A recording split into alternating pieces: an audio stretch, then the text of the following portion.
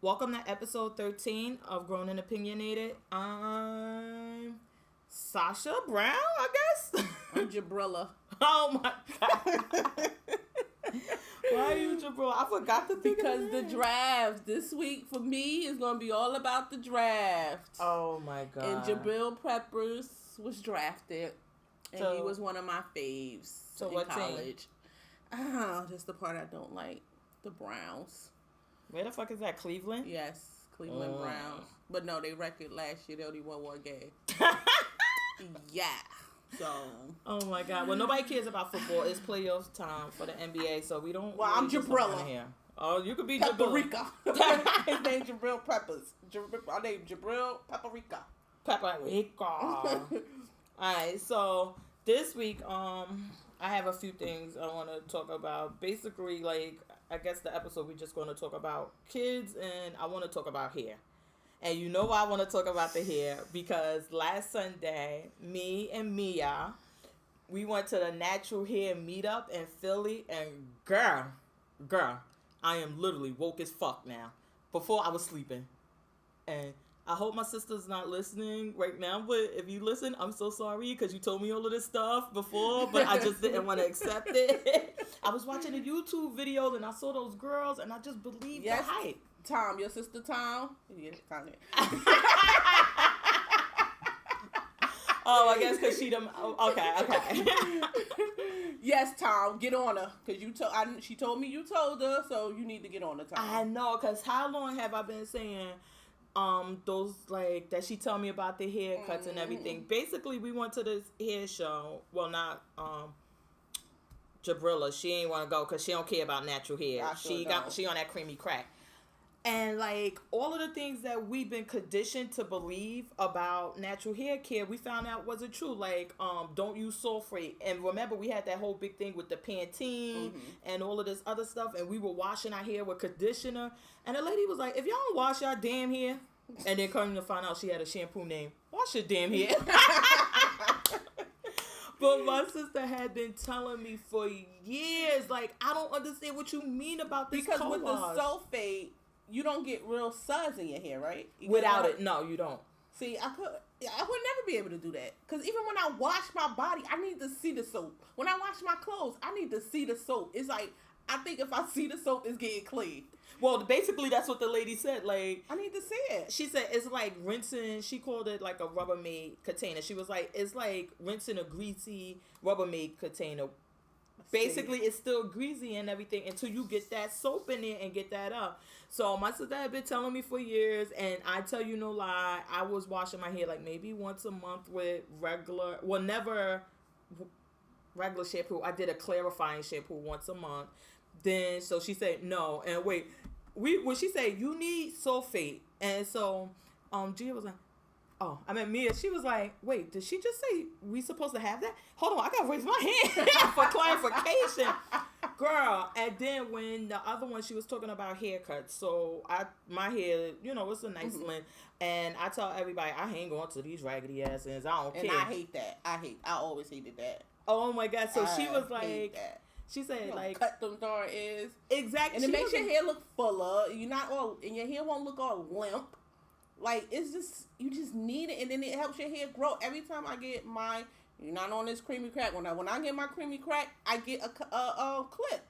Well, that's and I don't what care she how said. much it is. If it's 2 inches, 3 inches, cut it. I don't care. Well, that's what she said. So basically, I would get trims or whatever. But then, like, one time my sister, she did my hair.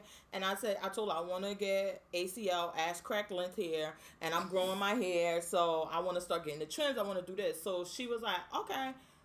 Girl, when I saw all that hair on the floor, I said, oh no, I don't want you to cut my hair anymore. And she like, well, you need the trim. You got to cut your hair. And I was like, no, that's too much. That's too much. I just feel weird. And then the lady was saying, like, she said, yeah. She said, at my shop, basically, we're starting to call it the black girl cut. She said, y'all girls don't want your hair cut. She said, somebody told me it's called dusting. I'm like, what your hair, linty or dusting? What you mean?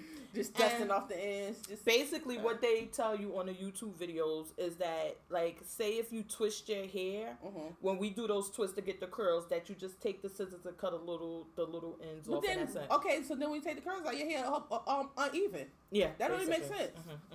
And y'all listen to that. Well, I never did it because I wouldn't put scissors to my hair. But yeah, a lot of people. So you're doing it basically just to get that one look, so it could be all even, but no, because that's how you think you trim your ends. Oh, that's dumb. Or flat, like some people flat on it and then they just take a little, like, whatever. But yeah, so now I'm listening to my sister Tom. I'm getting my hair cut. I'm doing everything because I'm getting the ass crackling. And what was the other thing that she told us that girl, I just was doing everything wrong. I was using a guy. Okay, that was last week. Did you start this week? Okay, so full disclosure, I didn't wash my hair or do anything most of the week because I was really busy. So I just put the jam and put it in a ponytail. But please don't use, just because she told you could use sulfate, please just don't get shampoo because it's on sale. Please read to see what the shampoo is for and that it applies to you. So if your hair looks dry and you need moisture, get a moisturizing shampoo. No, I'm asking. Oh, she reading me? No, damn, I'm just that was saying a read. some people just get shampoo just to get shampoo. Well, when what it's I'm not gonna go applying back to their hair. I'm gonna go back to using the regular Pantene because remember I told But you know, that Pantene has different ones. You have moisturizer, you have body, you have volume. Oh no, I'm not gonna get any volume or body. I'm gonna get either the hydrating, the one for curls, or moisture, or regular, or even the long one. I'm gonna get something, but I'm gonna go back to my regular Pantene. So fuck you, Pantene, with that gold label and the $10 you're trying to charge us for co-washing. No thanks. I'm going back, and then today I washed my hair with sulfate, but it was the Pantene Relaxed and Natural. I washed my hair. So you don't need that one. I know, right? Your hair not relaxed. Well, it's relaxed and natural. Basically for black people, that's just what they're trying to say. Like, here, and it's in a brown bottle and everything. That's the old one that I used to like. Remember, I was looking for it. So I still have some of the shampoo, so then I'm going to do that. And I did that today, and then I put my deep conditioner, the ORS, you know those little packs? I buy the big bottles. And I put that in. I put the bags on. I put a T-shirt around it and made my husband drive me to Starbucks. Why a T-shirt? To get that heat going. So I put the 2 bags, because you know I got a big-ass head with this hair. I put 2 bags on the shower caps. I put 2 of those on. Then I put the T-shirt and tied it around like old school Joel Santana and them style. And then we went to Starbucks. Yeah. Okay, so they just thought you was coming in to rob the joint. Okay, I got you. Yeah. hey, give me that macchiato now. And then so then my sister, she was doing something today, so she was like, "Listen, just leave the deep conditioner in your hair," because I told her like I got stuff to do. Yeah, so it's still in my hair. And then tomorrow we're going to rinse it out. I'm going to get a real cut, like she say, and I'm going to do it like every 4 to 6 months, and I'm going to get it blown out because, honestly, it's just a little easier to do when it's blown out. And I'm going to get it blown out for a few weeks, but I don't want to have it blown out back to back because of that damage. So I'm going to blow it out, and then I usually leave it like that for 2 or 3 weeks. Then I'll go. I know you cringing because you wash your hair every week, but...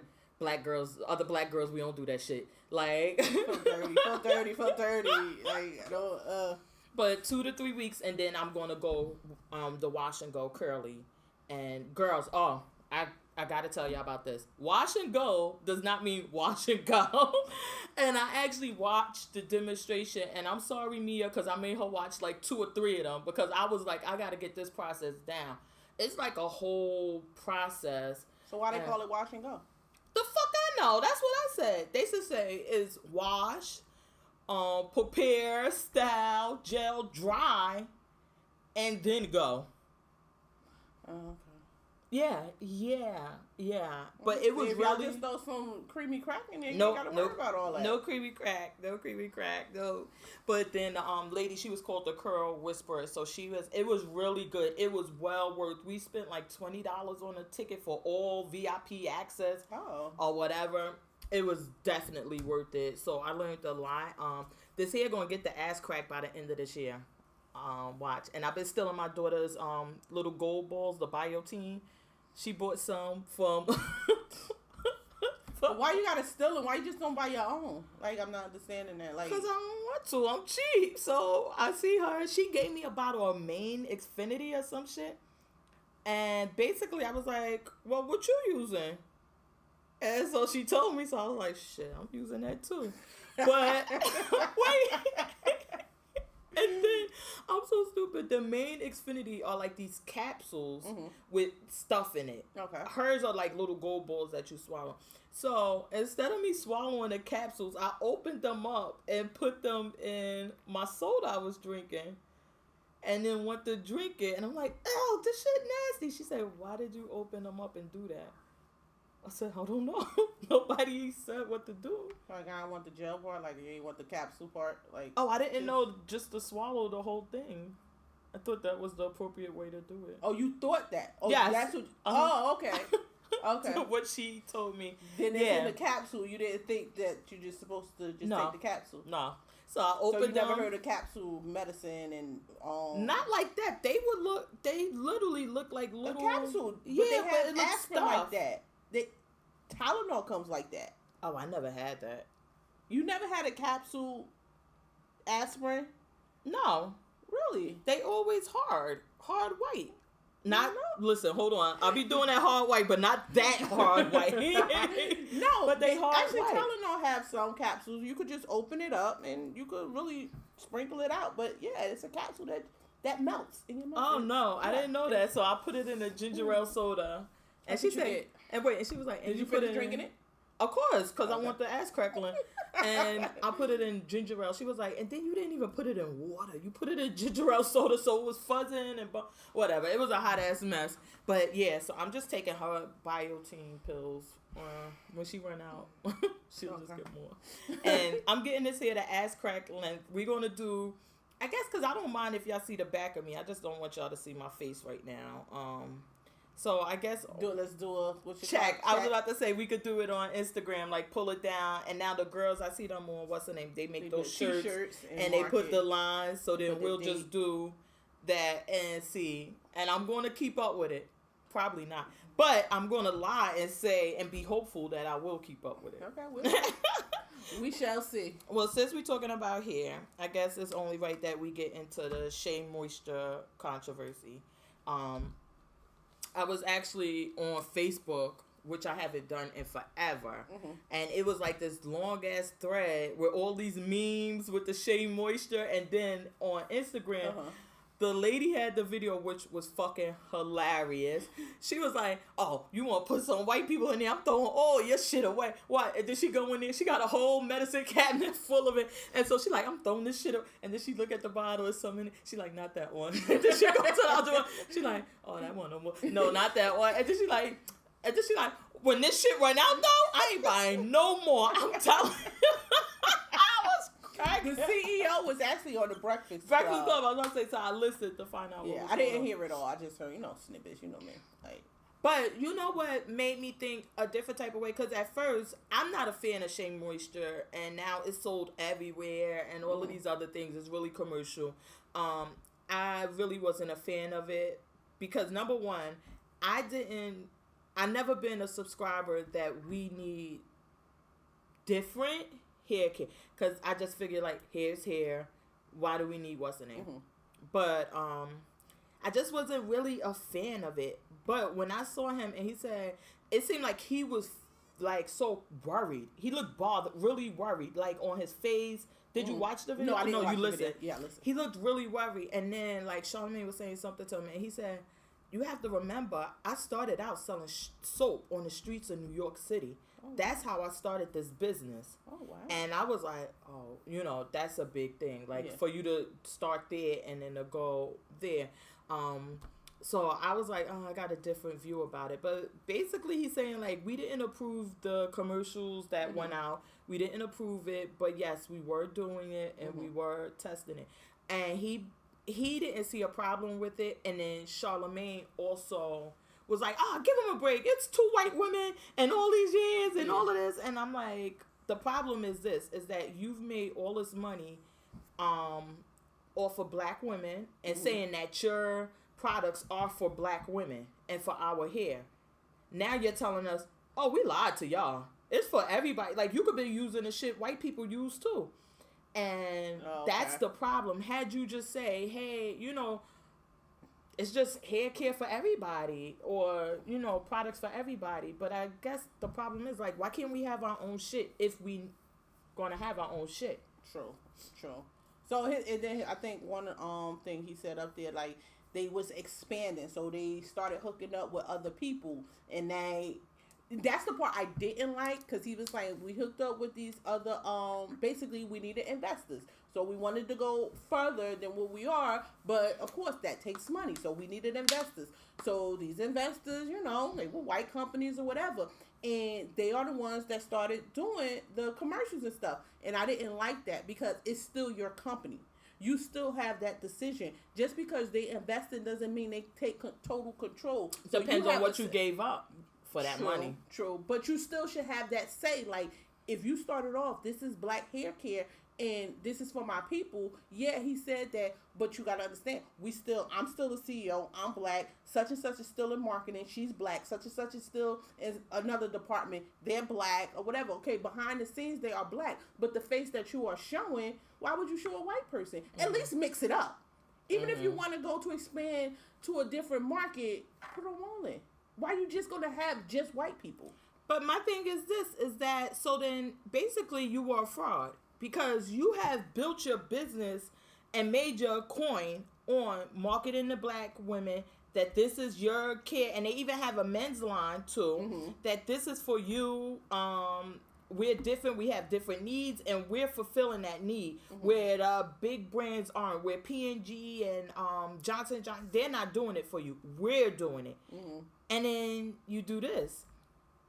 So, like I said, it wouldn't have been a big deal if they had just said outright from the beginning, like, this product isn't exclusive to black people. It's everybody. But, and I guess that's the problem I have. I hope it don't really hurt him that much, though. Well, after hearing the backstory, I was like, oh, I feel kind of bad for this. But I do have some, let me tell you, I do have some Shea Moisture black soap, because my friend, Jabrilla, forgot to bring me my black soap, so I had to resort to Shea Moisture, and I'm just not a fan of it. That I didn't like this soap. I had brought there because, of course, the coupon, it was on sale, and they have this body wash, and I don't like it. I don't like the body wash. Yeah, it's some type of body wash, and I wasn't a fan of that either. So I never tried the actual soap. I'm trying to think, do I have one that I brought? I don't think so. That I never used. I know I had some. I did like their shampoo though. I did like their shampoo, and I used it with my hair, which is relaxed. And I liked it. Well, their thing isn't relaxed or natural. It's just that black. Well, from the beginning, it was black women that we have different hair care needs. Well, how? That's why I need somebody to explain to me, how is our hair care needs different than a Caucasian woman?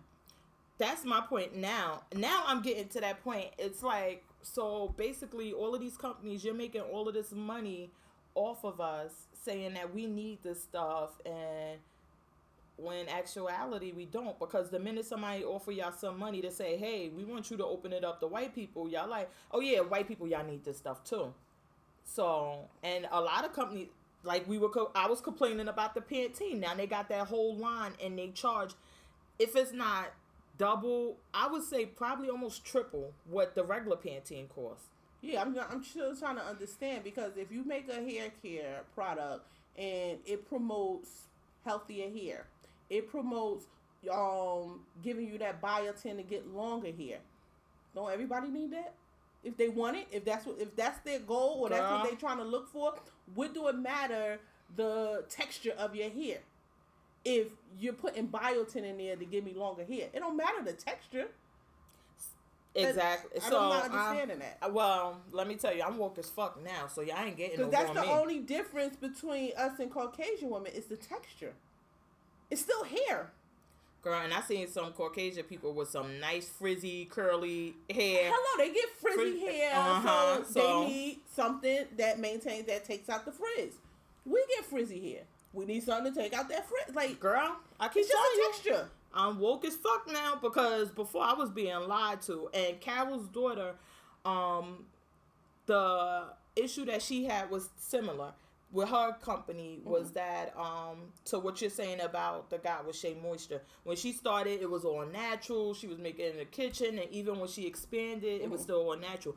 Once she brought in all of these investors and all of these other things, and now you can find it. We could literally go across the street and find it in the Rite Aid. When before you had to go to a special store and all of these things that she promotes it, and she was one that did a campaign with Which I'm not mad at the them. lighter people, white people, things like that, and also that basically it's not the all natural that it was before, because it's harder to make that in that capacity or whatever.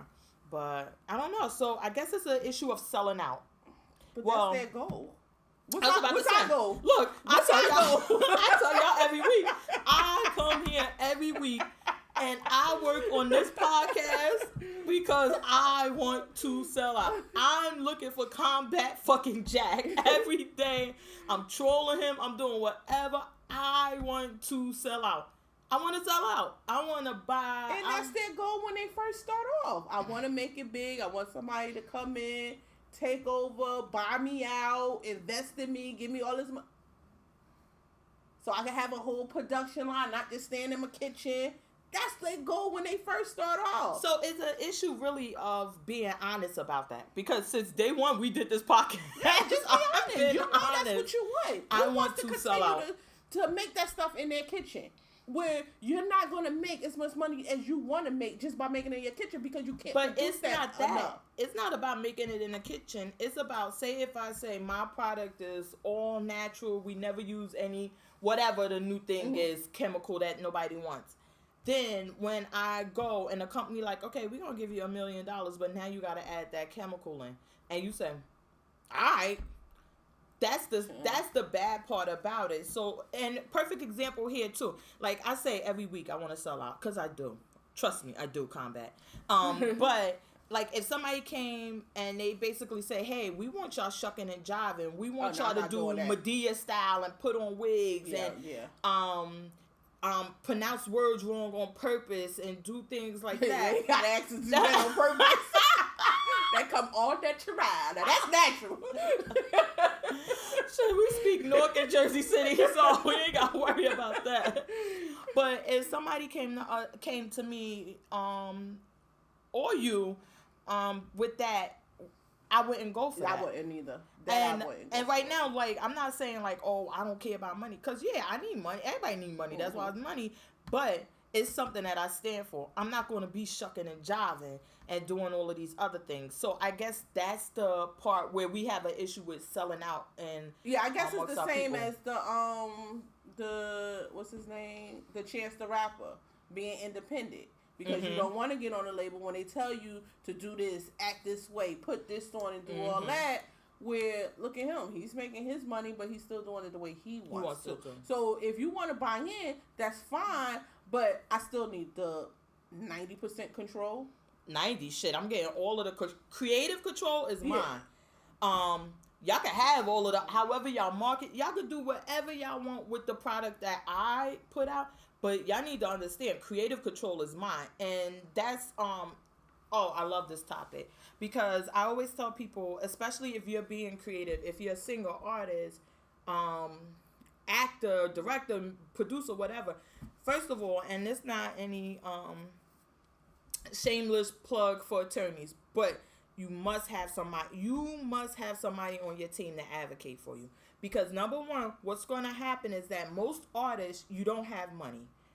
You're not rich, and all of these rappers, I know everybody come in the game with all the shit, and everybody, I hear it all the time. And even artists that paint or whatever, y'all come into the game with I know, y'all rich, but y'all really not. So when somebody comes to you and they're dangling that check, and you know you need that money, you're willing to sign whatever, and you don't want to pay a couple of dollars to have an attorney to review the contract. Or if you, let me even go there. Some of them will pay the couple of dollars to review the contract and then just don't listen to the advice they get. It's like, so what the fuck you waste your money for if you were going to do it? But that's how you end up in these positions when you start making these records, these diss songs about labels and complaining all of the time. You get it right the first time, you won't be in that position. Exactly. That creative control is so important. And I think that, oh my God, because you know I love Nas. And when he did that album, and it was supposed to be called Nigga, and I was like, yeah. I mean, everybody was behind, everybody ready, like, oh yeah, he on that shit. And then it come out, and it's like a big N, and it's like all watered that, and it's like, we were disappointed because it's like you were the person you were the anti Jay-Z. Like, I'm not selling out. I don't do things for money like that. Like, this is who I am. And then you go there, and then basically they sell out. Yeah. Well, he had sold out once they gave him that $11 million, and then they basically told him, like, listen, either we do this or it's not going to come out. And nobody wants to be in that position at all where you're giving up your creative control and somebody's telling you what it should be when you know what it should be. So, I don't know. You really, really, really need to be careful of that.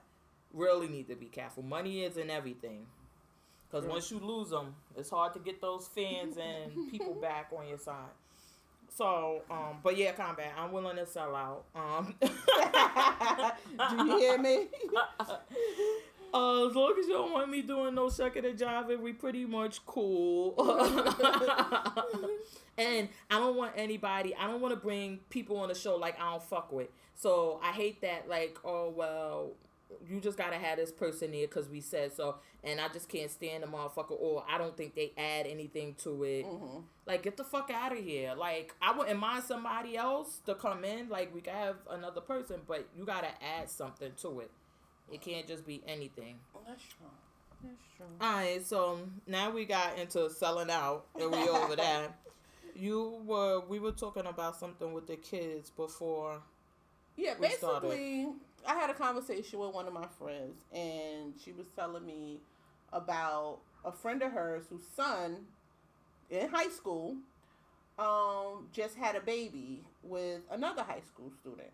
But prior to the person having the child having the baby, and when they found out the girl was pregnant, the mother went to the other girl's mother, and said, yeah, like, basically, she needed an abortion, basically. How long? And the mother was like, oh, we don't believe in that. So now, push forward, I guess 9 months, probably 8 months later, she has the baby. Now she's telling her son, oh, your thing is on hold about you going to college and all that. He plays basketball. He's really good at it. So what do you, and she's saying, oh, that's all, you got to stay here, take it. Why? I'm not understanding that part. Like, why would I stop my child? Because at the end of the day, he still needs to be able to take care of that child. That child a baby. He ain't going to know who the father is. Like, he don't know who coming in and out his life right now. And then I guess my whole position on it is, it's already done. You can't take it back. It's done. So me as the grandmother, I guess I'm gonna have to, because I want you to still live your life and continue on and be successful, hopefully, I'm just gonna have to eat that slack because I can't change it. It's already done. What can we do to change this? We can't.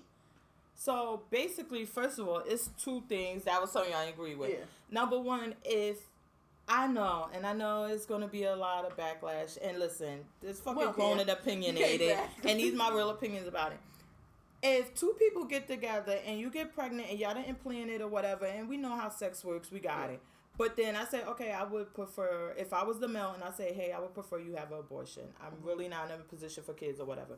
You then make the decision to have that baby. Who baby is that? What you say? That's God's baby now. Because you're taking my right to choose. Everybody's like, oh, well, it's the woman's right to choose. But what about the man's right to choose? So now you're taking my right to choose. And now you're making me do something I don't want to do. I don't want to be a father right now. So exactly. And apparently you want to be a mother. Look, apparently you want to be a mother, so... Or your mother making you be a mother. And that's the craziest thing ever. Yeah, but I think that's crazy. Like, you push it. Okay, that's your belief. Okay, this is your child. Do your child really believe that? Do you think your child will be affected if she gets an abortion? Come on, I guess little that, hoe. Let's go. You going down I to guess this the clinic. question would be then, if you say that, then the part would be that is that if they don't have, like, what if the girl say, well, I don't believe in abortion and I want to have the baby, and you believe otherwise, then you're in a shelter position down the street, right, little girl? See, you want to go get yourself emancipated, right? Girl, bye. But that's the thing, is that you're basically saying now is that, okay, well, this is my belief and you got to go along with it. And you saying, well, ask her if that's what she believes. But what if her belief is not that's true. Then you're going to say, oh, well, now I don't care about your belief. Yeah, Like, you true. can't do that. But then now the father. It's her decision. Let me be clear. It is the girl's decision to make. Not the mother's, not the baby father, nobody. It's her decision to make. However, I disagree with who should be responsible for that decision and who should have to live with the consequences of that decision. If she makes that decision, as a parent, come on, we're going to support our child. Mm-hmm. I'm not going to not support you because you made a decision I didn't like. Correct. But on the father's part, no. If he feels like, listen, this isn't what I want, and you're making this decision on your own, he should be allowed to say, peace, call God if you need anything, pray. You're a single mother. Go on Facebook. I hear he's on there all the time. Everybody always talking about, I want to tell God, so just do whatever you gotta do. But don't call me about it. I don't think I would go that far like that, because I think I would step up in place of my child. Why? It was a mistake. It happened. We couldn't change it. We tried to change it. We couldn't. In that part, I do agree. Like, it should be like, listen, I told you I ain't want no child, but once the child is here, that child shouldn't be neglected, because he's not going to be neglected. He's just not going to be taken care of by your this side of the family. Yeah, and I don't think that's fair, because now the child is suffering for his parents. Why? How you know he's suffering? Because he don't have his father in his life or his family. He don't know all his family. That doesn't mean he's suffering. He's going without knowing his father. Okay, and trust me, there's some people who probably say, I wish I didn't know my mother effing father. Like, yeah, but once you know them, but they're still there in I guess their it's life. kind of you're missing out. Well, how you know they missing out? You're assuming that they would be missing out, or they would be at some type of disadvantage or hurt because their father's not. Who's to say that? But who's to say they won't? Nobody. I'm not saying they won't. I'm just saying they. Yeah, but it's still not fair to the child not to have both parents. Life isn't fair. Yeah, so. Life is not fair, but some things, if we don't have to make it unfair, why? Like, you're going to come across a lot of things in your life that's not going to be unfair, but this is one that I can control to not make it unfair. Well, no, because the father basically couldn't control it. Because if he could control it, he wouldn't be here. So he has no control over it. Okay, so but now that the child is here, he controls whether or not he's still going to be in that child's life. Yeah, and he can make a decision and say, I don't want to. I didn't want the baby. I'm out. And then the baby can have a great life. No, a child, because I grew up without my mother. Mm-hmm. Like, and I don't. So that's what I'm saying. No, I'm not saying that their life is going to be totally bad. But who does not want both parents when you know they're there? I don't know. I guess some people would. I guess we have this idealistic image of a family in our minds, and we see it all the time on TV, and that's probably why we have it. But I'm who's saying to that y'all have to be in the same household and all that. But who's to say that having both of those parents are going to be a good thing for that child? Maybe it would make the situation worse. And I tell my friends this all the time. Like, some of my friends who are older in age, and when they talk about having kids and they're really not in relationships or something like that, I'm like, maybe you should consider a sperm donor. And they're like, well, the kid don't have no father, this and that. And I'm like, yeah, but then you're going to have to raise a child with a man that you don't have a real relationship with, then who's to say y'all going to agree? So now any disagreements, y'all back and forth, y'all fighting, y'all going to court. Then you have to split parenting time with this person because you can't control whether he wants that or not.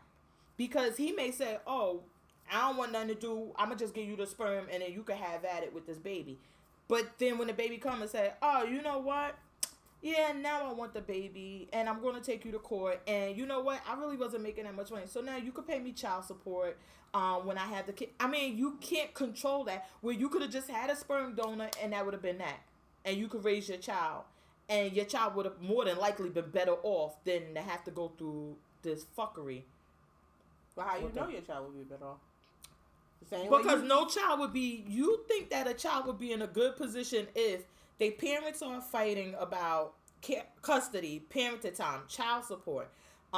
You don't know what type of environment, like they're being raised in.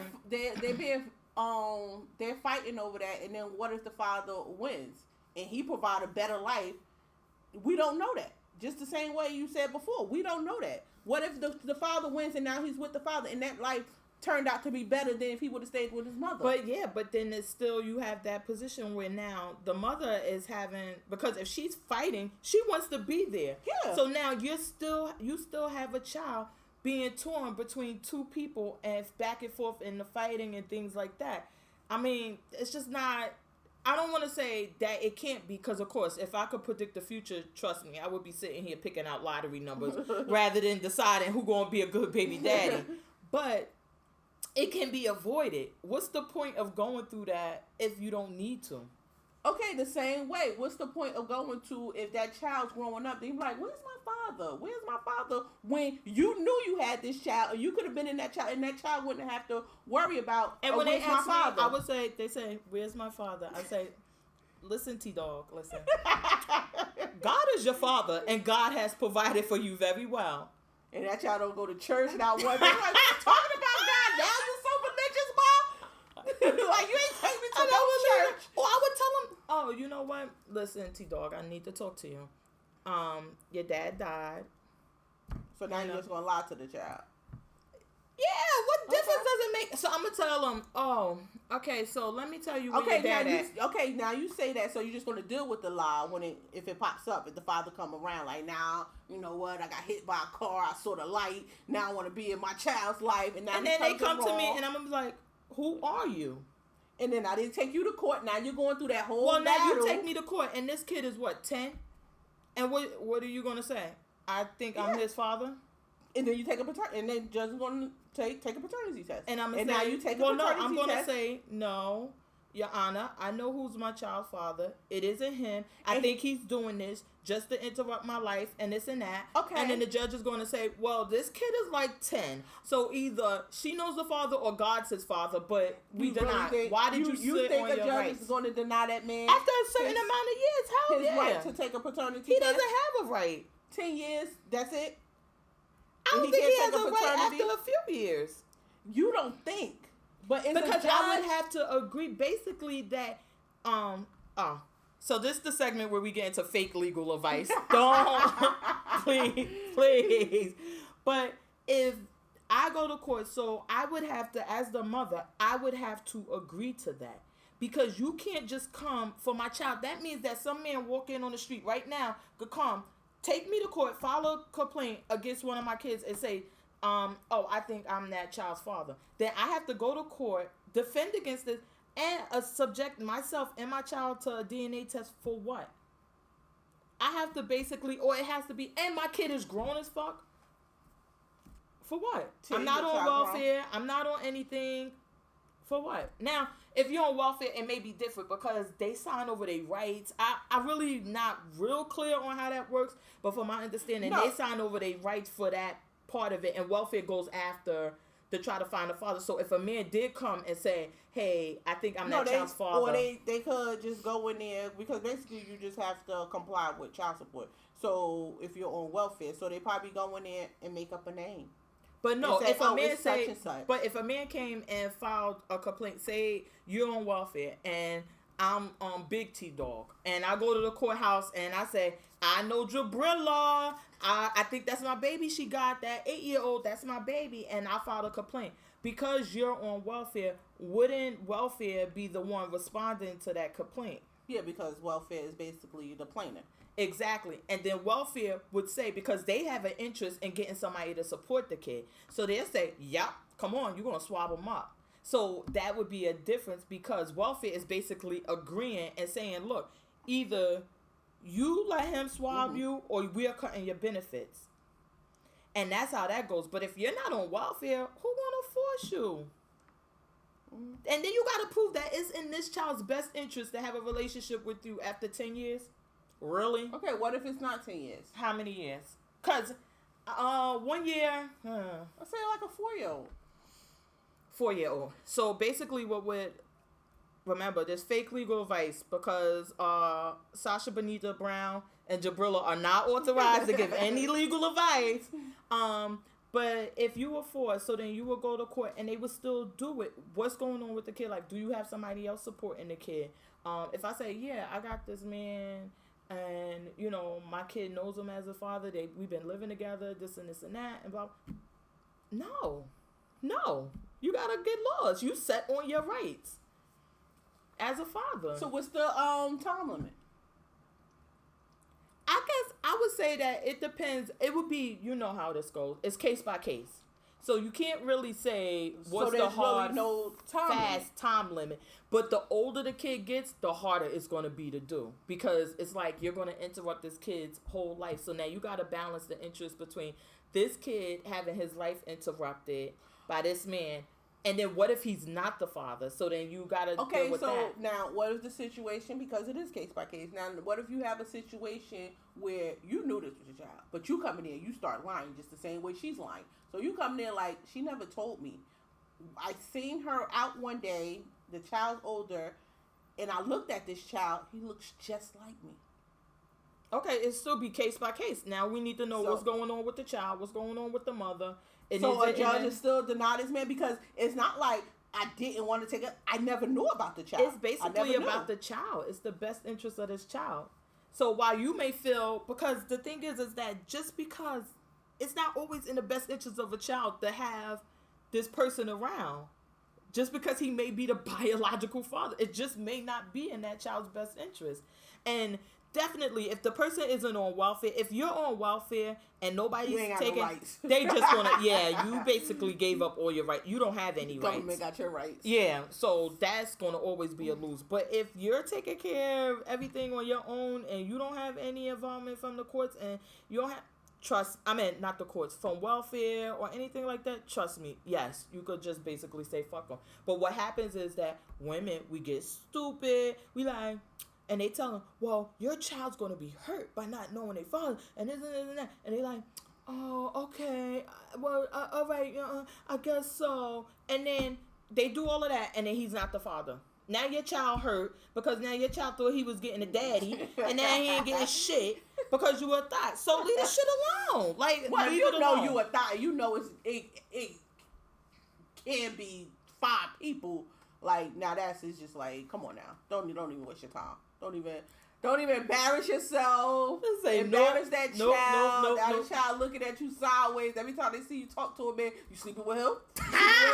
Now is he the one? Exactly. Is that him? Because now your child know you just a hoe.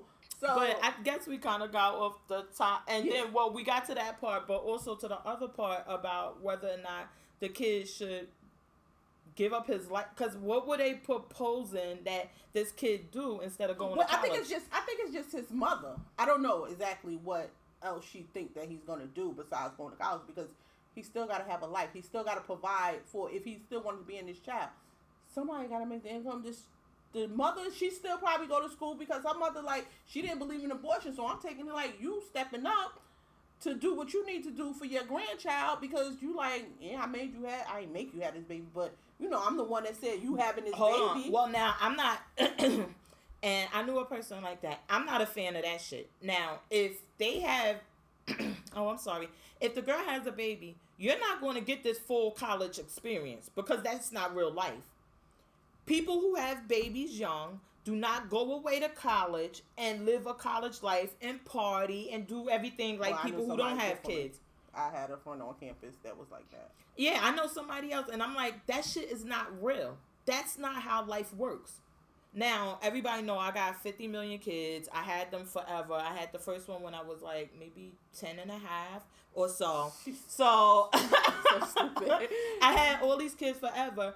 And this is why I say we should talk about it on here. When I was in high school, oh my God, the teachers, I mean, it was like maybe one or two people who didn't. But everybody who saw me was like, oh, you should drop out of high school, go get a GED. You need to get a job so you won't be on welfare. You're not going to be able to do anything.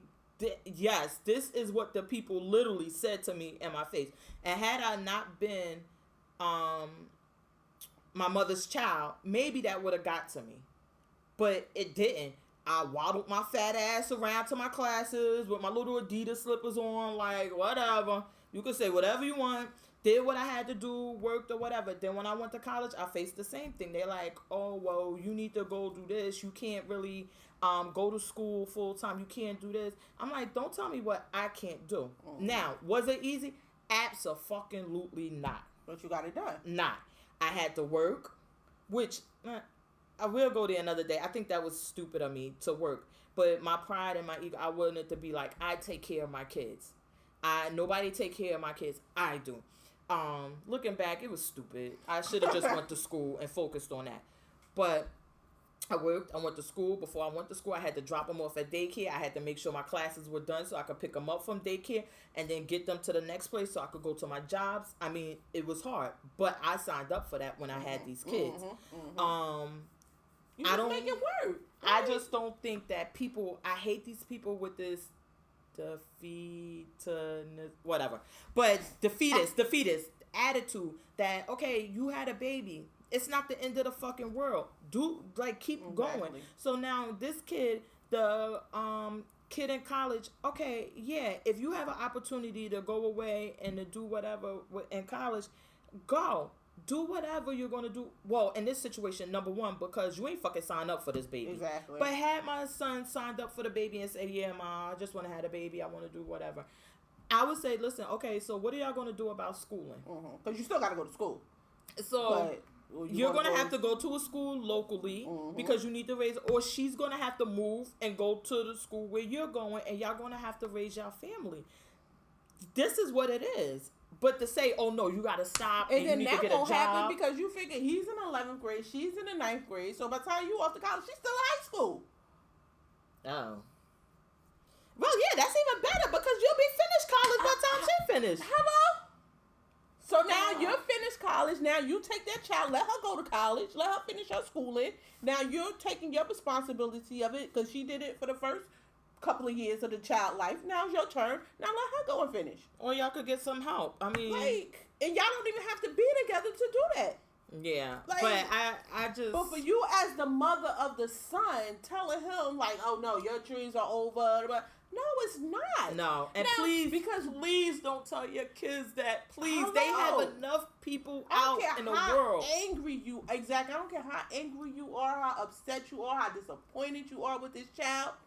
Hey, I look at things. Once something is done, it's done. What can we do to move on? That's it. Mm-hmm. I'm not looking at the past. Oh, and I'm not going to keep on. Oh, you did this. Okay, you did it. It's done. Like now, what are we going to do about it? Exactly. Going forward. And I think that's so. Yes, definitely. Please. If you have kids and they get pregnant early or whatever, don't do that because trust me, when they get out in that world.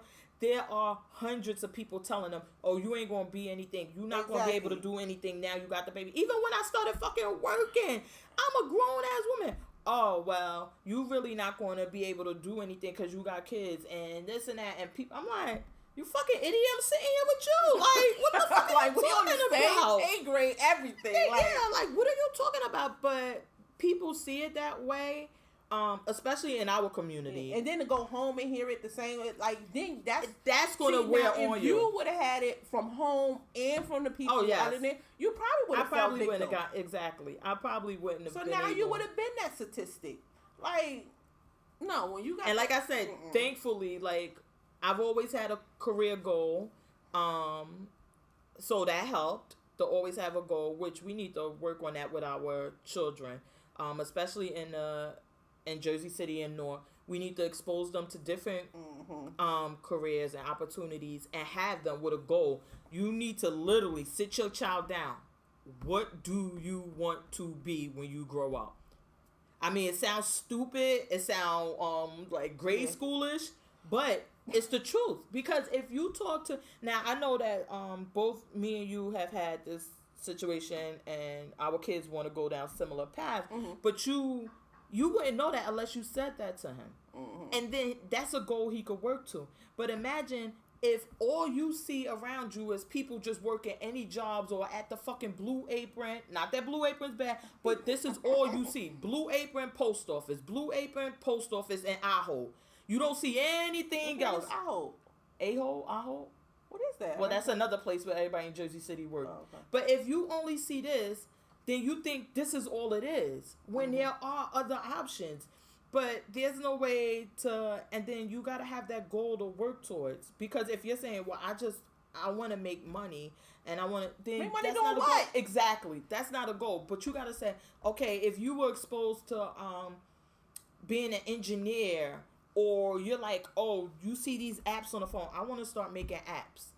That's a goal, and that will help you, and it's something that's going to get them to the right way and the right path. Exactly, and you're always working towards it. Exactly. But when your child don't know when they're younger, you just keep asking them. Maybe they're going to change their mind. Maybe they get into a class that influenced them to say, oh, yeah, I like that. I think I want to do that. Because, when I asked my son from the beginning, like, probably from 5th grade up, always, what you want to be, what you want to do. Yeah, it was a wrestler back then. Can you smell what the prince is cooking? He used to be a wrestler. Then for a long time, he like, I don't know. So then when he started playing football at the age of 10, I want to be a football player. That's fine. You got to be the best of the best, number one. And number two, you need a backup. Because if you don't make that, what else do you want to do? That's just a goal for as sports-wise. You still need a business goal, like another career goal type thing. But just sports, okay, that's one goal, and we could work towards that. But that's your activity. What are you going to do in these schools, in these books? I think that you have to, plus you have to encourage that. So if you're into sports, then you would say, okay, there's not only these players, there's this whole thing behind this. Yeah, these are multi-billion-dollar companies, and he thought about, and it's not just on the field. Now he's like, you could do statistics. Sports medicine. He said sports medicine. He wanted to do statistics. Statistics was his first. He was like, because he knows stats and all that, and he knows, and he believes he's a good writer, so he know he could write articles on that. So, so many other opportunities. He's really interested in that now. So. But that's the thing is that the mining, like the history, like which I don't know where that's coming from, but and that's how my daughter is. But they need to be exposed to these things, and we need to encourage that exposure, so that they see that there are other things, and even like at the schools, y'all need to work better on these kids just being basketball, football players, and teachers, and it's like that's a good career, but there's so many other opportunities, and we're so limited in our community because it's only what we see and what you're being taught. So you never know that you could be an engineer, that you could make apps, that you could do this, that you could design this, that you don't even need to have a job or anything, that you could create your own business. We're not pushing that on our children. Well, some people are, but not enough of us are doing that. And we need to have them exposed to it. And guess what? They see this. It's out there, and they notice. And because they notice, they have free rides for kids that want to just do science, engineer. You could get a free ride because there's not that many African Americans that's doing it.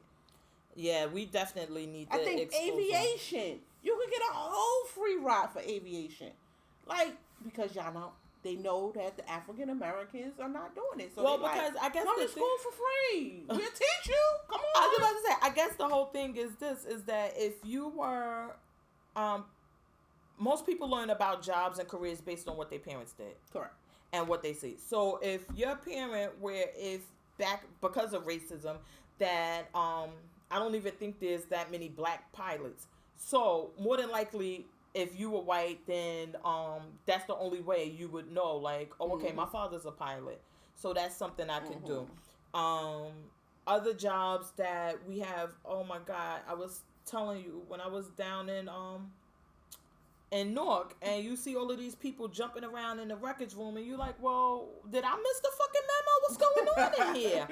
And because we're not being exposed, or we're not inquiring enough. I guess that's it. Yeah. And I'm nosy as fuck, so I'm always asking a question. And then you know me, once I see something and I be like, oh, okay, what you do, and you make money doing it, I'll come to you. I think we can make money doing it. We should start doing this. When I go to the post office now, I see these people in line, and they're like, oh no, I just need to drop off, and they got these boxes of packages they're sending.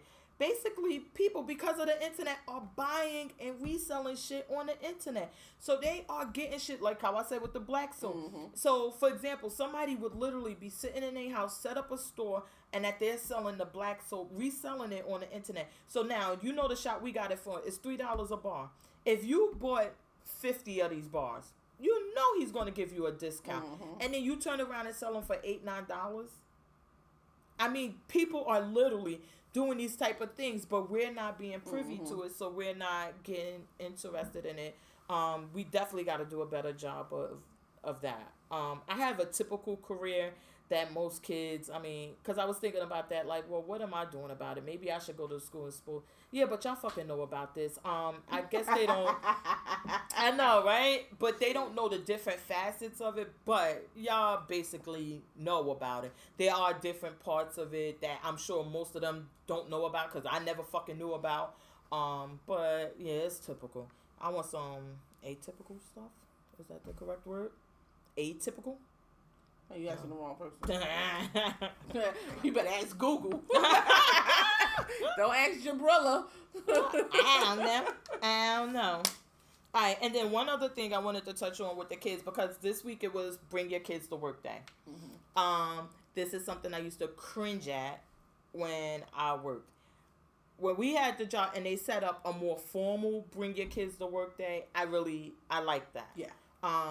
I didn't like it as structured as they had it towards the end, but because it was like literally, it's Bring Your Kids to Work Day, air quotes, but they're not going to be at work. You still will be working. We'll just take them here so you can still work. And I didn't like that because it took out the whole part of your kids seeing what you do and everything like that, because they would take them over somewhere else and they would have them there all day, and then they break for lunch. Come and get your kids for lunch. Then they go back, and it's like, well, how they seeing what I do? Yeah. They basically never know. But back in the days when they first started it and allowing it, it was less structured. So the kids would come to work with you. Oh, my God. We're going to have to take a little break. We'll be right back. We should call you Pissy Brilla. Hey, drinking this water. Jabrilla Pissy. Japissa, yeah. Alright, so we're back. Basically, we were talking about the Bring Your Kids to Work Day, and I was saying, like, at our job prior to, well, my old job, your current job, it used to be less structured. So you would bring your kid to work day, and they would sit at your desk with you, and they would be around and see your coworkers, and then like maybe then they started having like one thing they would do. You would take them over to the other building. They would do one thing, but then it would be over, and then they would still be able to come and see what you do. The other way, I just, like I said, I didn't like, because you didn't like which way? The one when they just sit at your desk with you? No, I like that one was okay. No. I didn't like the other way, the structure where they were gone all day, because it wasn't. The purpose of it was for them to see what you do. That too, but also to see where you work at and what do your job do as well. So when they take them over there and they do that, you work for you work where you work. So they go and they see how everything is operated. So then when they come back to you, then that's on you. You want to tell them exactly what you do, which I think was great, because the place, I think, is different depending on where you work at. Where we work at is so many different departments. Yeah, but don't you think that the department that they were showing, once they set it up, they were showing the actual thing, the main thing, but that everybody already knows about. Because like you say, it's a million departments in there, and that there's people who can't even fathom what else that other people do there. They know that part. Everybody knows that part. Yeah. We see it on TV. Everybody is familiar with that part. It's the other parts that we do that were being done that people are like, oh, I didn't realize that was a part function. of that. Yeah, I didn't realize. But then we're taking that away from them. Yeah, we're taking that away from them for what? Because what's the name? But what I used to cringe at is when people would bring their kids to work, just to bring their kids to work, but would do it all the time. Like once in a while, I like to see the kid, but then it's like when they going home. But oh my God, one time when I was working, this chick brought her son every fucking day for a week. I was like, I'm gonna have to make a formal complaint because then he comes to your desk and you're like, and what we do is kids shouldn't be there. You're like, hi, oh yeah, that's great. But then he's there and you're like, all right, I'm fucking tired of entertaining him. Like, if I wanted to do that, I would be home. I'm fucking here to get away from mine. Now I got yours. Like, that shit annoys me. Like, once in a while, okay. But not just that, annoying your coworkers. What we do, I don't think kids should always be there. You shouldn't be there at all. Well, I just agree with them being there at all. Because you have the people from the outside coming in, and then how are you getting your work done? Number one, if you got to see clients and all that, how are you getting your work done? You sit them in another empty cubicle. And then they making noise over there, and no. But I guess that, now what if you get into it with that client? Y'all arguing, going back and forth. That child like, mommy, what's going on over there? You want me to help you? Exactly. I got your back. I guess that the thing is that, and it's not safe. Now your child get hurt, they ain't got insurance for that child. Yes, and that's another thing. I know you getting that from because I remember when I used to work there, and then our friend, and she said it, and I'm like, you're just wrong. Like, you're wrong, and I know you're wrong. Not that we provide legal advice, because nobody's on this show is a licensed. No, it's not. I know they can help you. You can sue everything. The person would be covered. It would just be like if one of your clients came in and they got hurt, they would be covered. I was like, when they said it, I'm like, no, you're wrong, and I didn't agree with that person's position on it because they didn't have that position before. That kids shouldn't come ever and all of these other things. They just got it. Oh, okay. But they didn't have that position. Because I don't agree with that either. I think that it's okay because, in my opinion, you need to know your coworkers and you need to know certain things about your coworkers. And sometimes, let me tell you, you're going to have an emergency if you have kids where you may need to go run and get your kid, or you need to do something and somebody need to cover. We should be a team. We should work for each other. Now, as long as it's not on a consistent basis, like every day, or my kid got spring break and I'm just going to bring him here every day, that's a problem. But if it's like, okay, well, they got out of the school court, they got out early, I'm going to run and get them or whatever and bring them back here, I don't have any issue with that. And I think that we should stick together on that. And then I also think that, your kids should see what exactly you do, and you can answer questions and things like that. Trust me, other people are bringing their kids to work, and I don't want to say just like but people who don't, I know I'm doing the air quotes, but other people are bringing their kids to work, and that's how they learn the other things. We're being conditioned and told, oh, you shouldn't want them there. You shouldn't do this because of this, because of that, because of this, because of that. Then how your kid know what you do? Your position now is more of a typical one that, especially in the fucking hood, people would know about. But what we did before, people really didn't know that we would have that title doing that type of work. They didn't know that that's what, you know what I'm saying? They had a different expectation, and they didn't know all that it entails. And I think that, I don't know. I think that the exposure is good. But yeah, that shit was wrong. And once because I started my own business, and once I get it popping and I hire employees, if they wanted to bring their kid, definitely, as long as the kid is old enough to appreciate it. I bring my kids here often, and my son loves it. He's like, oh, you going to your work? I want to go to your office with you. Oh, One time I had a client though, and he kind of like grilled him up and down and was like, "Who is he?" or whatever. But because now at that moment that wasn't appropriate for him to be here, because I was having a client, whatever. But there are a lot of other times when it's okay. We don't need to have that strict line of work or your family. Yeah, we can have both. In my opinion. And at your job, definitely, because you're not seeing clients every day. No. But what I'm doing now, but before, I understand. I agree with you. But what I'm doing now, I wouldn't want to. Only because of the dynamic. Only because of who my clients are. Yeah, but you wouldn't bring them when you have a client. And they see them. But they do just pop up when they want to. And then at that moment, pop up when they popped up, you would say, "Hold on." You would tell either somebody, because they would understand. True. One of your coworkers will understand. Oh, and because you're saying like, what if that person goes over? What if? Because that's why I even took my pictures. I used to have pictures up on my desk, and I took them down. Like, you won't be seeing this. Please, you get mad at me, and you see his name on his, you see a football uniform. Oh, I know where that team at. Oh no. Let me tell you, I will be in jail. You hear me? You be under the jail. Yes. We'll have to get Serafina to defend you. But when I first started working, I didn't have any pictures, anything. I'm like, I don't want these people to know me. And only because people kept saying, "Oh, it's weird. But then I got to the point where I was like, I brought them in because people were saying it's weird.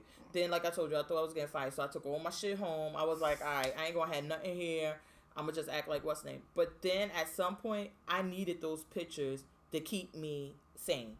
Because I'm like, I need to remember why the fuck I'm here. Because I can't get it. Why am I here? And so at that point, and that's when I knew it was time to fucking go. Like, I said, this is getting a bit much. But anyway. Just looking at myself. Let's have his pictures up. Yeah, I know you're in love with him. We talked about that when he was just little. Oh my God, he got this one picture. Oh my God, it looked like you're just looking into a pretty puppy dog eyes. He got this puppy dog face. Wait, so you just sit there at your desk? And I used to just look at it, especially that one picture. I love that picture. Oh my God, I love that picture. I love it. Okay, so on the next episode of Grown and Opinionated, we're going to discuss mothers who date their children. We did that already. Apparently, we need to do it again. Because that whole love scene right now. I do. I can't. All right, so let's get into who we're here for and who we're not here for. Okay. I actually have somebody. Oh, so, God. like I said, since it's all about the NFL this week, it was draft. I am so here for Deion Sanders. Deion Sanders, basically, when the kids get drafted, and they go get their hat and get their jersey, say they thank yous and all that, they walk over and he's like the correspondent. So he's talking to them. It was this one kid, pissed me off. He came, this was the first round, so he must be good. And he had a picture of his grandmother. He's carrying this picture. Okay, your grandmother passed away or whatever. So he was like, "This is what I do it for." He's just yelling, "This is what I do it for. I told her that big that I was going to finish school. I was going to make it to the NFL. And I did it. I did it, Grandma. I did it, Grandma." He was like, "This is who I do it for. This is what." So then when he gets to, he's doing all this while he's just walking out. So then when he gets to Deion Sanders, he's still doing it. He was like, F that. He cursed or whatever. No. He's like, F that. This is who the F I do this for. This is what we do this for. Or whatever. So Deion just looking at him. Like, these Deion. Niggas are niggas. Yes. He's like, just looking at him. So then he goes to Deion and he's talking to Deion. He's setting the story over on why he's yelling at, because his grandmother was on, he told his grandmother blah blah blah. So when he said, he was like, "I ain't mean to curse, find me later." That part pissed me off. So now it's just showing me who you may be in the NFL. So you're gonna do things knowing that your only consequence is a fine? Well, no. Because your consequence may be hey, yeah, I know we select, but it's time for you to go home. We've decided to go another way. Hello? Good you luck. starting off, like, I didn't like the whole way he started off. So Deion was like, Deion told him on the end, he was like, yeah, man, I understand. You need to channel that energy somewhere else. Basically, put that in your game. Because Deion, he's been through that. He telling him, cut this nigga shit out. Yeah, he's saying cut that out, but also channel that energy somewhere else. So when it's time to, do it and all that. So then when they go to leave, like when he's in that hug, Deion whispering something in his ear. He probably telling him off. Because that's just who he is. Yes. You fucking did that. Yes, so I love Deion for that. Like, he don't care who you are, he gonna put you in your place. But he should have said, no, he shouldn't have. I was going to say he should have said it out loud, but I guess not because, basically you want to look out for your own and say, pull him to the side, like, look, you need to cut this shit out. So I love that part. I love that part, and I love the fact that he said, yo, channel that energy somewhere else. Like, it wasn't like he was like, yeah, like, egging him on. Because, some people would just egg him on. And let him him make this fool of himself, and I just totally hated that. But, okay. So, NFL draft, this ain't NBA. Most of y'all are going to end up broke. Sad to say, most of you are going to end up broke. You have not yet hit that lottery. Relax. Hello. And the NFL, remember, with all of these moral clauses and all of these other things, and then just the sheer amount of people that they need on the team, the injuries. I think the average career span is 4 years or 4.5 years. And I was just talking about that. You make it longer than that. You go look at Marshawn Lynch. He retired at 30, freaking 30. So he did good because you figure if he went in at 21, maybe he had a good year. He had a good career, and now he's coming back. Mm-hmm. So he still feel like I still got it. Like I'm still healthy. But the average, those are the exceptions. Exactly. And remember, every team, how many players they got? Like 50, 60 players? So now, if it's only a handful of these people, it's not even hundreds of them. No. It's literally a handful of these people not only last that long, but get to that plateau. Because we don't see many commercials with these other guys. Like, you see the top ones. I see the ones with Eli, with his brother, the old guy that finally retired, Brett Favre. Oh, yeah. The guy with the dreads. And he's been in for a long time, too. I keep forgetting his name. He played for the Cardinals, number 11. I keep forgetting his name. But not many people are going to get to that level. And then if you get injured, hey, you may just be going home. And without any salary or anything. So, I mean, it's just, you haven't hit that lottery. You're not an NBA player. So, and I guess it's still their immaturity. But come on, like, I don't know. I look at things. This is what your goal is. You know this is what you want to do. And I'm pretty sure you did a lot of research and you follow these people because this is your past. Just like my son, he's still in high school. He knows about majority of each of these players, their life and everything. He actually did a paper in elementary on somebody, which I love that paper. But oh my God, it made it to their school newspaper. It made it to their school newspaper. But oh my God, let me look at the paper and the picture together. Oh. But so I know y'all know. So y'all know the good and the bad of these players, and 90% of them still gonna go that same the bad route. But it's sad. They're not really being, in my opinion, honestly, I don't think most of them are seeing the bad route. Most of them are not seeing it, and they're thinking, oh, what's the rookie minimum now for NFL? Yeah, I don't know. I don't know the numbers. And if they even get that shit. Yeah. I know, like, if they even get something like that. But let's say they get $200,000 a year. $200,000. They like, oh, I'll be good. I'll be this. I'll be that. I'll be this. And we both are sitting here with at least $200,000 in debt. Like, and we are regular working people. So once you get to that level, everybody, cost of living, all of these things are going to go up. So you may have $200,000, but you're still not living like that. But they don't want to see that side or admit that side because they're like, oh, that person was a fool. How you can't live off $1 million? I'll be good with that. Yeah, you're good now. Exactly, because you don't. But have wait them. till you get to that level, and then mama's calling, sister's calling, grandma's calling. That's why I say calling. you need a good. You need someone you can trust, an accountant, and a lawyer. You always need a lawyer. Yeah, you always need a lawyer, but you need that. Tell you how I know. You need you a good lawyer and an accountant, and you need to be manager. and a manager, and you need to be able to trust them. Mm-hmm. That's the key thing with your relationships with those people. You need to be able to trust them, and you need family members by your side that just not yes men.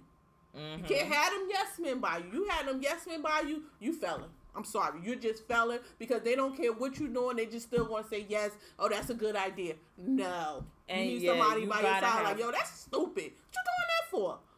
Like, see, and you need a whole. You gotta have a whole. They don't, and they you don't gotta get prepare that. for because I mean, you think you're the best of the best of the best of the best, and maybe you It's are. always somebody out there to replace you though. It's exactly. Like, y'all come a dime a dozen. Unfortunately, y'all do come a dime a dozen. It's so many good athletes out there. So many. Exactly. Like you would have to be, especially. I guess that's my issue with the football part of it is that, especially with football, and they noticed, and they could change these rules at any time, and the NFL could change and provide them with more security, pay them more. They're making a ton of fucking money For these teams. There's no way that anybody should be making $100,000 or less, because then remember, all of these people, some of y'all going to end up on the practice squad. Some of y'all going to end up third, whatever, fourth tier, whatever the fuck y'all are, string. And you may not be making that. And that's crazy. That's crazy. So, yeah, you may be able to live a regular lifestyle, but then your people going to be thinking, oh, well, he in the NFL. And they just he should be thinking doing money. this. Yeah.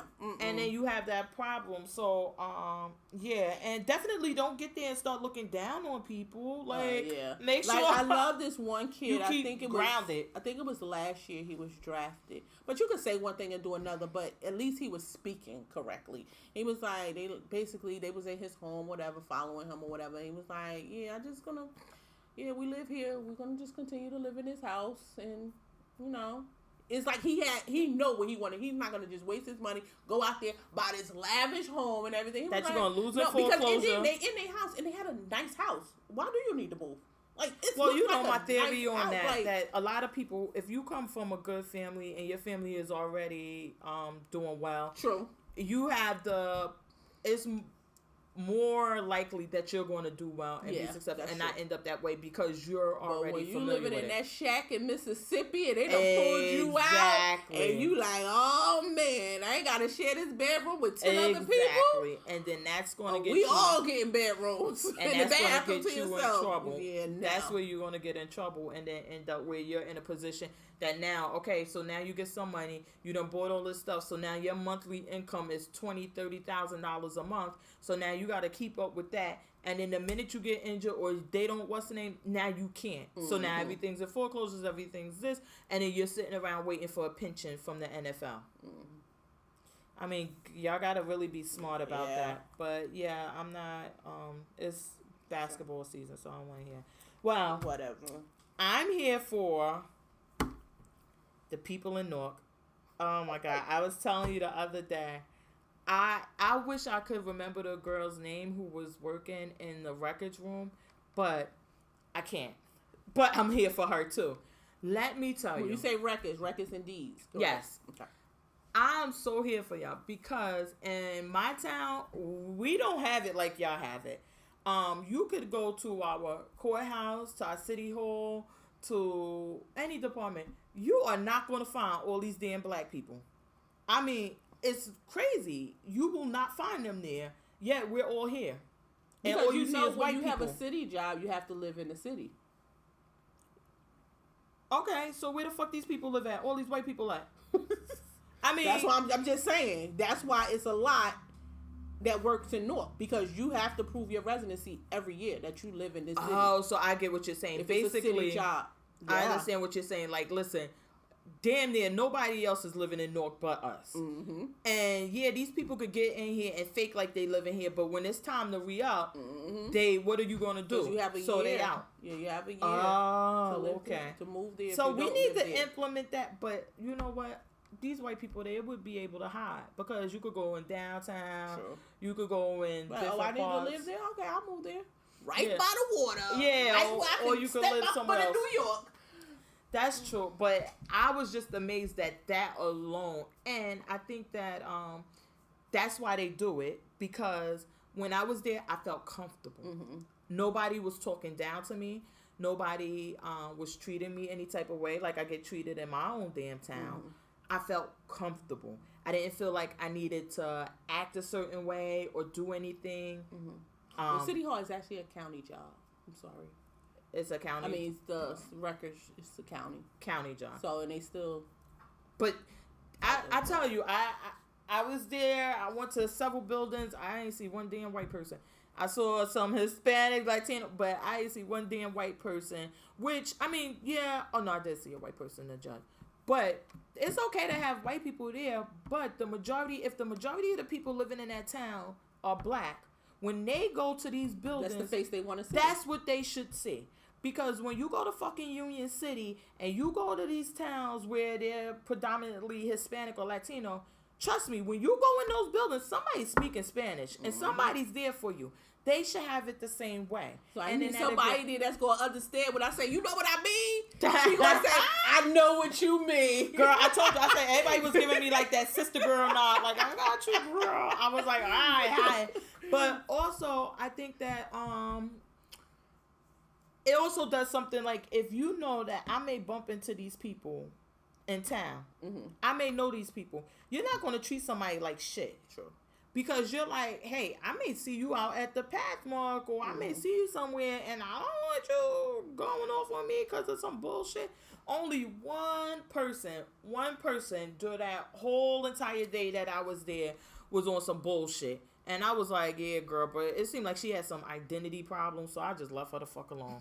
And by identity, you know what I mean. Yeah. Hey, girl. Well, I should say, hey, girl.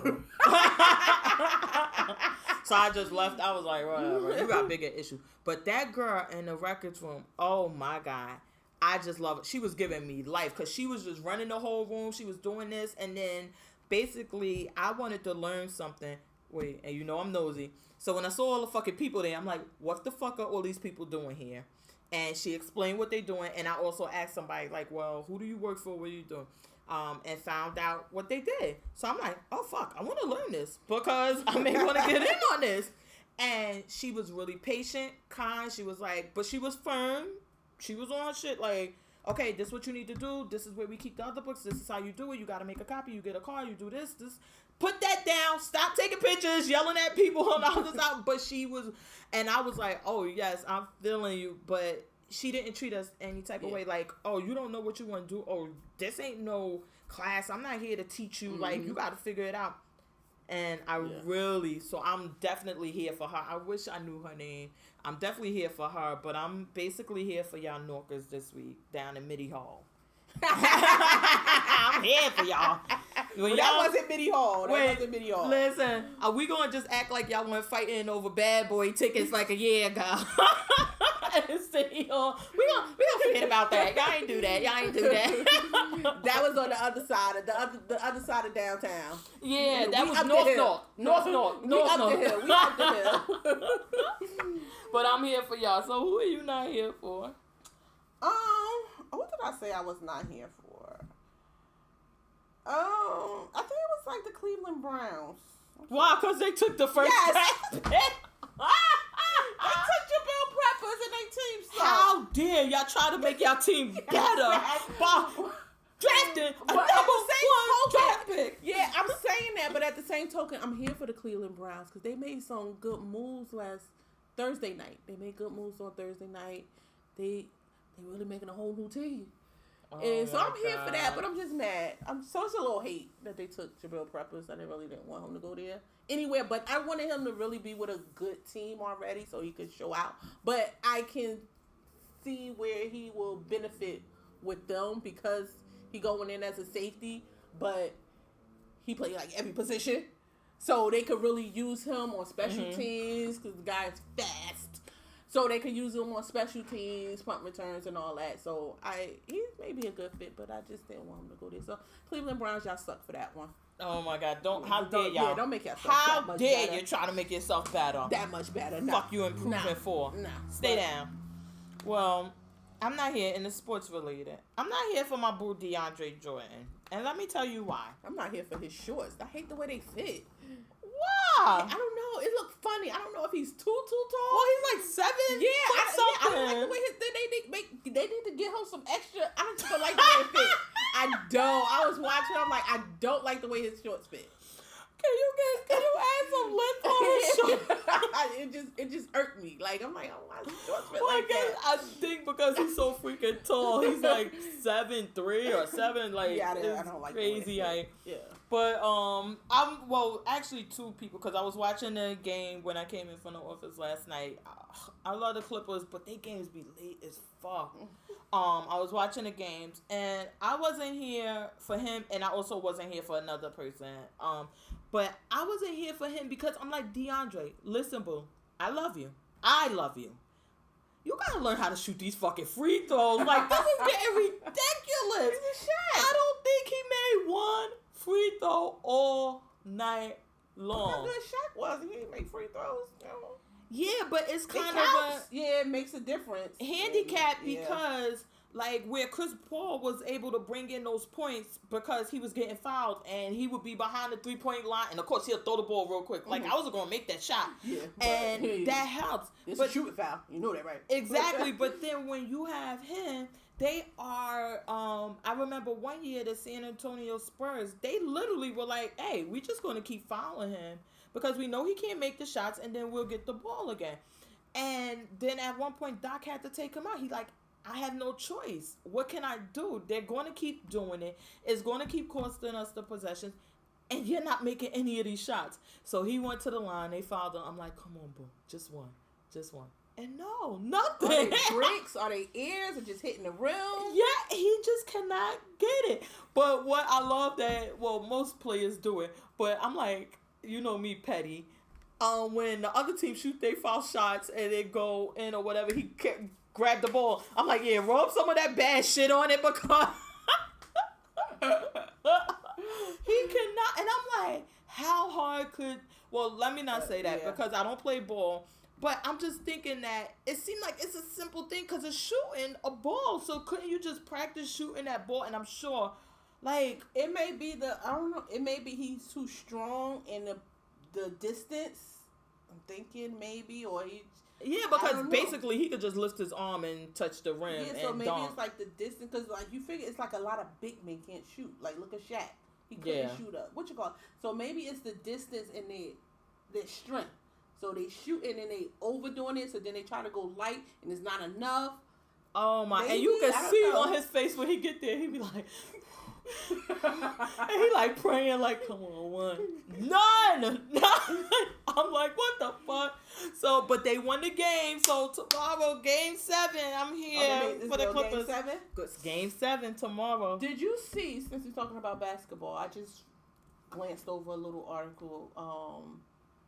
Lonzo Ball, with his son, is clearing himself to go into the draft. And he's saying that he wants $1 billion endorsements for his son.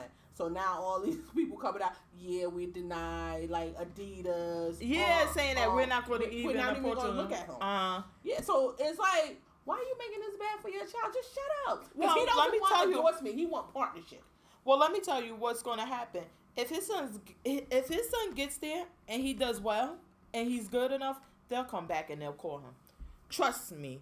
So all he needs to do is prove that, especially at that, you keep saying he is, and at that level, because it's one thing to be good in college. It's a whole nother thing to be good against all these the other professionals, exactly, from across the country at least in and college, other countries. At least in college, not everybody's great. So NBA, most of the time they all great. Like, right, that's basically how you get it. Exactly. So yeah, I wanna but I just need him to sit down, be humble. Like his father just need to shut up. forever. Yeah, he just needs to shut up and just let it play out. Because my thing is, he's too vocal. If that's what you want to do, you don't got to keep screaming it and yelling it. If they come to you, just be like, no, that's not what we want. That's not what we're looking for. We're looking for this partnership. We're looking for that. But to keep yelling it and saying all that, that part I don't like. But you got to remember, in the world we live in today, everything is about exposure and the attention you get. Because, hey, you know what? Him being so vocal and getting that attention, maybe, exactly. So maybe some team, because you know all of these teams they have in the league, some of these teams you never even fucking hear of. Nobody checking for them. But then they'll sign him just so people could check for the team to see if he's going to play well. Yeah, but then also he may get the part that may hurt them too. Like, they be like, if we sign him, we know we got to deal with his father. Why do I want to deal with him? He's a prick. So that may hurt him too. It could go either way, it could but go either way. I hope mean, he gets picked up because I guess that's his passion, his dream, or whatever. But for you, your father just needs to shut up. Yeah, you need to learn when to shut up. Like, especially once you make it, he needs to really calm down. I guess that's the thing is that he's trying to show that he's so great, he's so good, that they're not concerned. Because like I said, if he gets in the NBA and he does well, oh, trust me, Nike, Adidas, Under Armour, all of these people, they will be calling. They will be calling. Especially if you have like a following behind you and you're doing well and you get on some team and you got it shaking, they'll call. They will call. You're not getting $1 billion. I want to really see how this plays out. I was about to say, you're not getting $1 billion. When's you think you fucking NBA LeBron? draft? Oh, I don't know. How you don't know? Supposed to know when the NBA draft. I really don't give a fuck. We gotta find out. I was about to say, I really don't give a fuck. I really don't give a fuck. I think it's a kid from North that's going in. Really? That'd be exciting. I know. And they do pretty well. And also, so then when I was watching the game, during the game they showed the press conference with Chris Paul, I guess from the last game, and the reporter asked him, like, do you think y'all gonna make it to Game 7? Right. What? What you say? And I just was so upset because I'm like, he's clearly baiting him, but the NBA, NFL, y'all make these players come and do these things, and then y'all don't provide them any, I would kind of say, like a gate or some type of block for these stupid type of thing, because he's still a human being. Mm-hmm. And this guy is clearly baiting him. There's no way you wanted to ask a professional player on the team, do he think he's going to make it to the next round? You didn't want to ask that. But you wanted to throw him off, get him upset enough to say something bad, because then it'll be going viral and things like that. And that's just not fair to these people. Mm-hmm. They are fucking human beings. But I was just so pissed off at that guy. So I'm not here for you. But I am going to be there tomorrow for the Clippers. Who play tonight? Wait, who's still in? Because Raptors won. Who? The Raptors. The Raptors beat the no. Who was the Raptors? The Bucks. So the Celtics was playing Bulls. Bulls. They still in. So they're playing. Okay. I believe they play tomorrow though, because tomorrow is going to be the Clippers in Utah again, and then I believe it's going to be the Bulls and Celtics. And then on the other side, I think everybody else is pretty much done.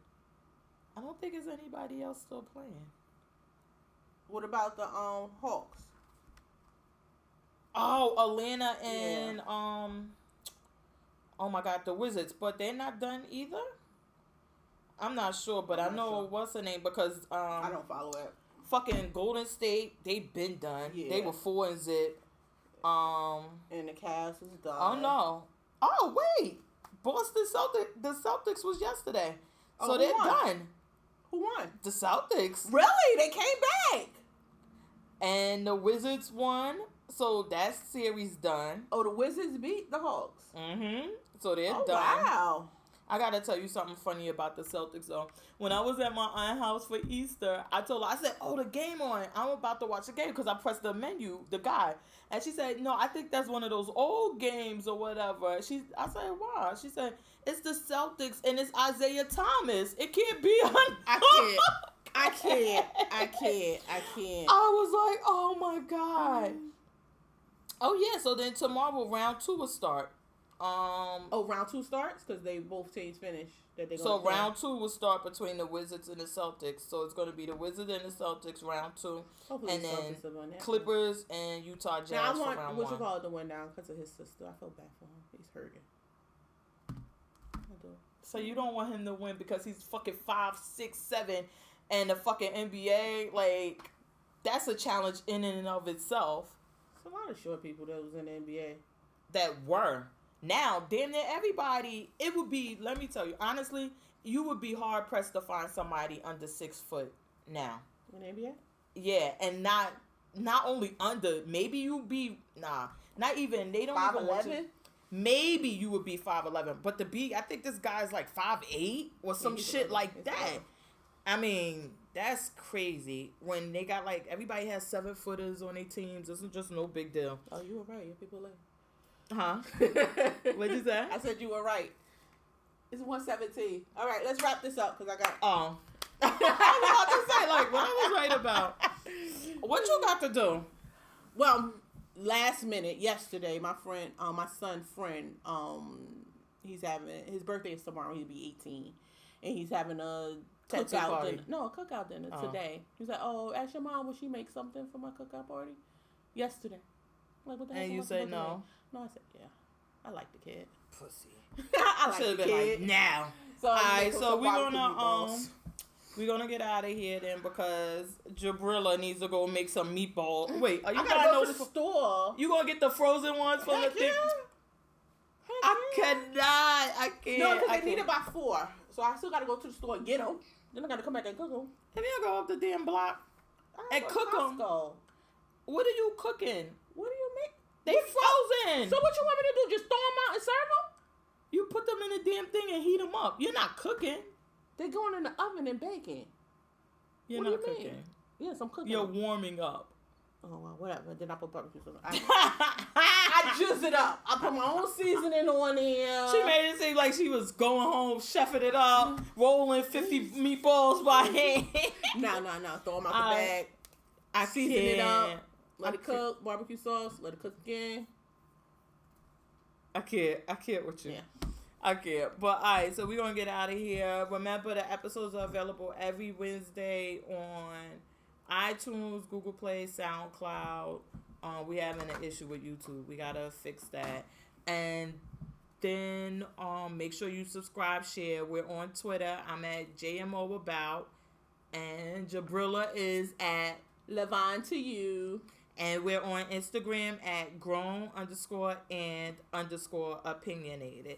So be sure to leave us a comment. And don't forget to subscribe and share the podcast with your friends and family. So we'll get out of here. We'll see you next week. Grown and opinionated. Out.